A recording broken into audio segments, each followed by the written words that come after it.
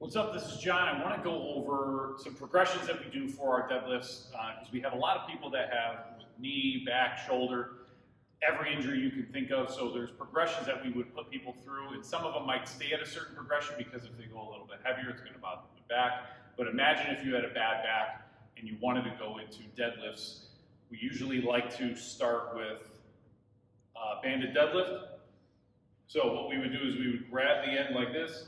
We would step on, and now from here, I'm gonna go more chest up, okay? And I'm gonna drive through my legs and stand up, because if I bend over and do like, I guess, a traditional hip hinge where we're gonna go hips back, I will feel this in my back, so we'd like people to kind of squat this a little bit more if they have a bad lower back. Now, if that is too easy and they can go a little bit heavier, or a movement that we like to start people on anyways is a kettlebell deadlift when we're teaching them the kettlebell, because a barbell is going to put the weight out in front of them, so it's naturally going to cause them to use their low back. So if their back hurts or they're learning, we want to go from the kettlebell. Now from here, we can still kind of teach them the squat, or we can go more of a hip hinge, okay, based off who they are. Driving through the ground, we're going to stand up. Okay, you don't want to think about picking it up.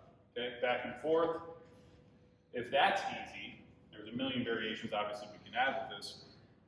But if they have enough strength, okay, and their back is not an issue, we like to trap our deadlifts. I like this because the weight is, you're in the middle of the weight. Again, like I said, if there's a barbell where it's straight, the weight's out in front of you. So you're naturally going to beat up your low back a little bit more than you would with this.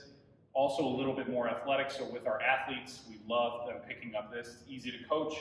Again, you can go hip hinge back, or we can squat it a little bit more. Okay, I like kind of like in the middle, driving through the ground, squeeze your butt. Okay, come back down. Okay, obviously we can load this up. We like to change the height that we do these at, so like we can elevate them a little bit. They can go a little bit heavier, not all the way down. They can start from this position so they can get a little bit more strength. One way you can quickly make it harder or more challenging, or requires more speed. Okay, because as you come up, the band is going to pull against you, so it's harder up top. So you need to be fast going through. Same idea, driving through, coming up. Okay, back down, up, and back down. A little bit more advanced, but this is the ways that we like to progress our deadlift. And if you have a low back issue, we can start with the band, stay around the kettlebell depending on the person, or if it's elevated, we can add them to the trap bar. It depends on what you can do, and that's why we create the programs that we do, so we can give everybody what works best for them. If you guys have any questions, please let me know.